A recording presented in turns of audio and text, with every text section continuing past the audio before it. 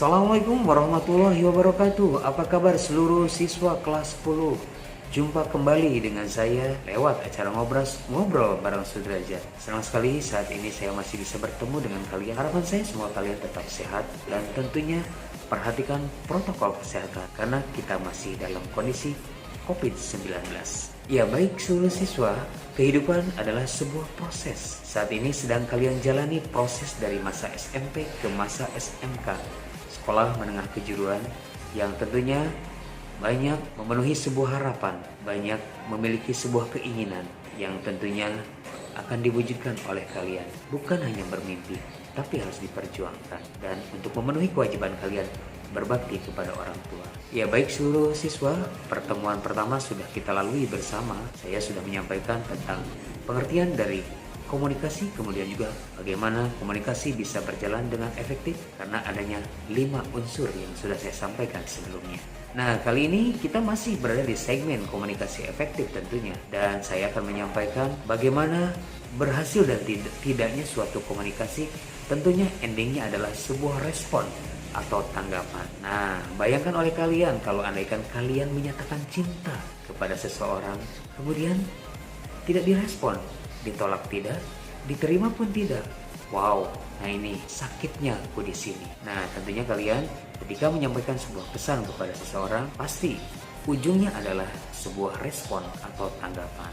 Kali ini kalian harus mengetahui 3 jenis respon. Bagaimana komunikasi bisa ditanggapi dengan baik. Kali ini saya akan menyampaikan 3 jenis respon atau tanggapan. Yang pertama ada zero feedback. Zero feedback ini artinya tanggapan atau respon dari seorang komunikan yang tidak dipahami oleh seorang komunikator. Mungkin dari segi bahasa yang tidak sepaham. Kemudian jenis respon atau tanggapan yang kedua adalah positive feedback. Nah, untuk yang positive feedback ini yang paling baik barangkali. Seorang komunikan menanggapi atau merespon pesan yang disampaikan komunikator itu betul-betul ditanggapi secara positif. Contoh misalkan ketika diminta untuk bertanya, kemudian merespon. Ketika diminta untuk bertepuk tangan pun merespon. Nah, ini berarti memang betul-betul sangat bagus. Ini disebut positive feedback. Kemudian yang ketiga ada neutral feedback. Nah, yang ini abu-abu ya. Abu-abu, kita tidak mengetahui apakah ini menerima pesan yang disampaikan komunikator atau tidak. Nah, neutral feedback ini adalah tanggapan atau respon dari seorang komunikan yang tidak memihak ataupun tidak menolak, atau tidak menerima ataupun tidak menolak. Nah, ini yang saya katakan adalah abu-abu. Jadi pesan yang disampaikan diterima iya, ditolak pun tidak. Nah, ini yang dikatakan kurang efektif barangkali respon seperti ini. Jadi belum jelas ya. Nah, itu 3 jenis respon atau tanggapan yang harus diketahui oleh kalian. Respon tadi yang pertama, tanggapan yang pertama adalah zero feedback, kemudian yang kedua positive feedback, dan yang ketiga ada neutral feedback. Ya, baik seluruh siswa, kita lanjutkan ke segmen berikutnya, jenis-jenis komunikasi. Nah, jenis komunikasi ini sebelumnya sudah pernah saya sampaikan di pertemuan pertama, yaitu jenis komunikasi jika dilihat dari cara menyampaikan. Yang pertama ada komunikasi secara langsung, artinya berhadap-hadapan, ngobrol ya. Kemudian yang kedua ada jenis komunikasi secara tidak langsung. Artinya komunikasi yang disampaikan karena jarak jauh maka menggunakan media, bisa telepon ataupun ponsel. Kemudian jenis komunikasi yang kedua jika dilihat dari klasifikasi. Yang pertama ada komunikasi primer. Nah, komunikasi primer ini dilakukan dengan menggunakan lambang sebagai media untuk menyampaikan komunikasi. Contohnya misalkan rambu-rambu lalu lintas ya. Kemudian rambu-rambu yang lain yang misalkan ada di sekitar situ ada restoran, biasanya ada gambar garpu dan sendok. Kemudian ada rambu-rambu yang dilarang parkir yang huruf P. Nah, itu adalah komunikasi yang disampaikan dengan melalui lambang atau simbol.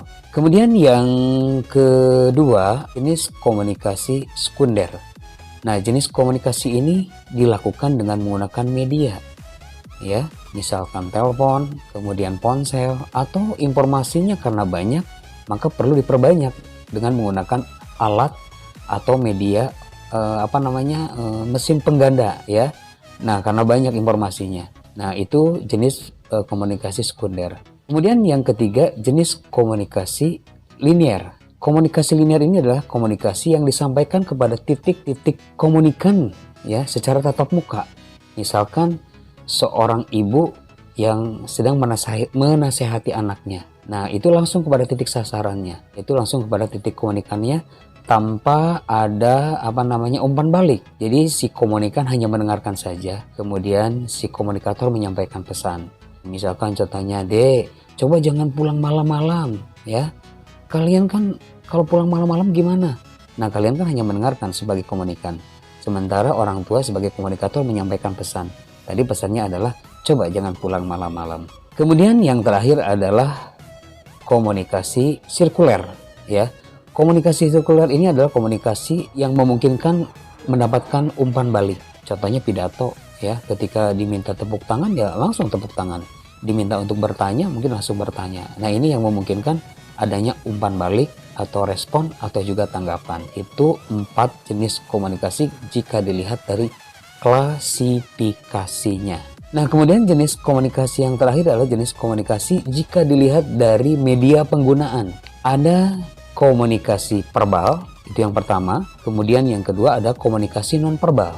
Kalau komunikasi verbal adalah komunikasi yang dilakukan dengan kata-kata atau dengan tulisan. Ya, itu namanya komunikasi verbal. Jadi disampaikan ataupun ditulis. Nah, sementara kalau komunikasi non-verbal adalah komunikasi yang disampaikan dengan menggunakan body language. Misalkan kalau kalian mau mengatakan selamat tinggal. Selamat tinggal. Nah, ini lambaian tangan nggak perlu diucapkan pun orang udah tahu bahwa ini adalah selamat tinggal. Atau dengan tangan seperti ini berarti menyuruh pergi. Nah, itu dinyatakan dengan body language. Atau cemberut. Ya, atau cemberut. Nah, itu berarti kamu sedang marah, sedang kecewa, sedang galau, cemberut. Atau diekspresikan dengan air mata, berarti kalian sedang sedih. Nah, itu adalah komunikasi yang menggunakan ekspresi atau body language, sehingga orang tidak perlu lagi dengan mengatakan dengan kata-kata pun pasti akan mengetahui bahwa itu adalah komunikasi yang disampaikan dengan ekspresi wajah atau body language yang lainnya. Nah, itu seluruh siswa yang perlu diketahui. Jadi sekali lagi, yang pertama jenis komunikasi jika dilihat dari cara menyampaikan ada komunikasi langsung dan komunikasi tidak langsung. Kemudian yang kedua jenis komunikasi jika dilihat dari klasifikasi ada 4. Komunikasi primer, komunikasi sekunder, komunikasi linier, kemudian komunikasi sirkuler. Nah, yang terakhir jenis komunikasi jika dilihat dari media penggunaannya ada komunikasi verbal dengan kata-kata, ada juga komunikasi non-verbal dengan body language-nya. Contohnya saya sedang tersenyum, berarti sedang bahagia kalau seperti itu. Nah, baik seluruh siswa, ini pertemuan yang kedua sudah kita kalian simak semua ya. Kalian dengarkan, kalian lihat videonya. Tapi jangan lupa nanti di like dan subscribe ya, jangan lupa di channel SMK Pelita ataupun SMK Golden Ranca Bungur. Demikian barangkali perjumpaan kita untuk pertemuan yang kedua. Semoga kalian bisa memahami apa yang saya sampaikan dan pembelajaran secara daring ini sangat bermanfaat buat kalian semuanya. Tetap jaga kesehatan, perhatikan protokol kesehatan yang sudah disampaikan oleh pemerintah, cuci tangan, pakai masker kalau kemana-mana, dan tentunya tetap waspada. Demikian perjumpaan kita pada kesempatan ini. Terima kasih atas perhatiannya. Sampai jumpa lagi di 99,8 FM. Masih di acara Ngobrol bareng Sudrajat. Wassalamualaikum warahmatullahi wabarakatuh.